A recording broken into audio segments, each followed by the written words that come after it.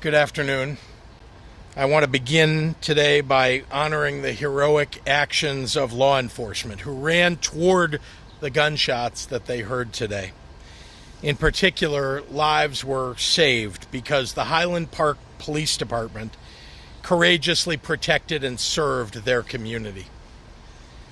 I also want to thank our Illinois State Police who have been coordinating on the ground since this morning with Highland Park PD, neighboring police forces, the county task force, FBI, and ATF. Our troopers will continue the investigation and search until the job is done. To the residents of Highland Park and surrounding communities, this murderer will be brought to justice. But until that happens, please follow instructions from local authorities on how best to keep you and your family safe. And please know that every resource at the state's disposal will be available to you in the days and weeks ahead as you recover from this horrific tragedy.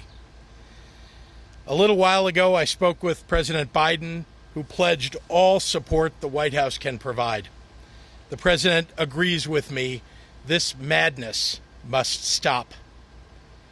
This morning, a gunman opened fire on a July 4th parade in Highland Park, taking 6 innocent lives, leaving at least 24 people in the hospital, traumatizing countless children and families, and shattering the peace of this community. The families of 6 individuals woke up today to join a community celebration of our nation's independence. They will go to bed tonight less than whole. There are no words for the kind of evil that shows up at a public celebration of freedom, hides on a roof, and shoots innocent people with an assault rifle. There are no words I can offer to lessen the pain of those families who will no longer associate the 4th of July with celebration, but instead with grief. Please know that our state grieves with you, that MK and I and our family grieve with you. It is devastating that a celebration of America was ripped apart by our uniquely American plague. A day dedicated to freedom has put into stark relief the one freedom we as a nation refuse to uphold: the freedom of our fellow citizens to live without the daily fear of gun violence. You know what I love about 4th of July? We celebrate the founding of this wonderful nation by gathering with family and friends and enjoying parades and fireworks. Our cameras on days like this are filled with messy faces and reckless smiles and pretty sunsets, an effort to bottle up that unique feeling of sun-filled joy.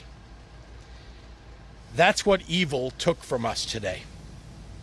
That's what gun violence robs us of, no matter the neighborhood or the city it erupts in. If you're angry today, I'm here to tell you, be angry. I'm furious. I'm furious that yet more innocent lives were taken by gun violence. I'm furious that their loved ones are forever broken by what took place today.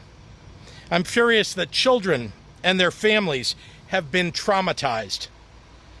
I'm furious that this is happening in communities all across Illinois and America. I'm furious because it does not have to be this way. And yet we as a nation, well, we continue to allow this to happen. While we celebrate the 4th of July just once a year, mass shootings have become our weekly, yes, weekly, American tradition. There are going to be people who say that today is not the day, that now is not the time to talk about guns.